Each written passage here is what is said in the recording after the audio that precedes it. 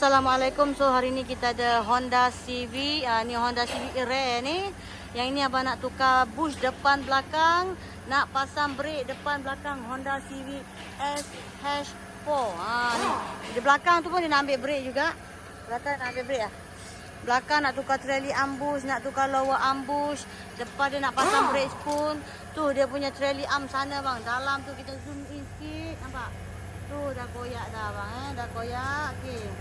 Okey, so kita nak buka keluar. So yang ni kita ada heavy duty wing impact racing bush. Yang depan tu nak buat apa? Depan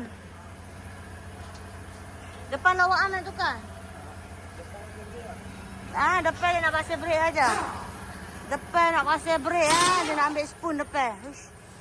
Lower arm dia, dia tak ada lower arm dia. Lower arm dia okey lagi depan. Depan dia nak pasang brake spoon. Tapi yang ni pun macam dah ada crack lah. Dia dah ada crack.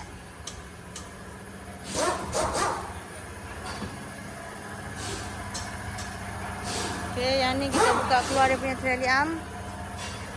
Syed, ambil dah lower arm yang ke bawah belakang. Ni. Yang bawah lama dah buka letak belakang. Tu duduk mana tu? Tu letak yang mau gambar. Okey, trailing ambush kita nak buka keluar, kita nak press masuk yang heavy duty wing impact racing bush tu. Tu. Okey, yang ni lower ambush pun nak tukar, yang belakang tu brake pad pun dah habis. Ini barang kita ada ready stock je bang, ada ready stock. Buka keluar dulu. So yang ni kita ada Toyota Wish. Yang ni abang masuk brake depan belakang depan belakang, yang ni dalam proses lagi. Kita ada Satria lama. Yang ni Satria lama. Nak pasang brake depan dah siap, dah selesai, dah spray dah. So yang ni abang ambil set twin port VR4 paling murah. Bukan VR4, sorry.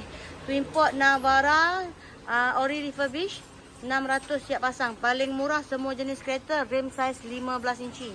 Okay, dah selesai. Okay, yang ni dah siap. Kita nak gosok sikit lah yang mana tak ada kena So lagi kita ada Honda CV FD. Honda CV FD. Yang ini abang nak masuk brake depan F50. Untuk F50 kita bagi 2000 siap pemasangan. Spacer memang dah ada spacer dah. Okay, dah selamat dah. So kita pasang brake je lah.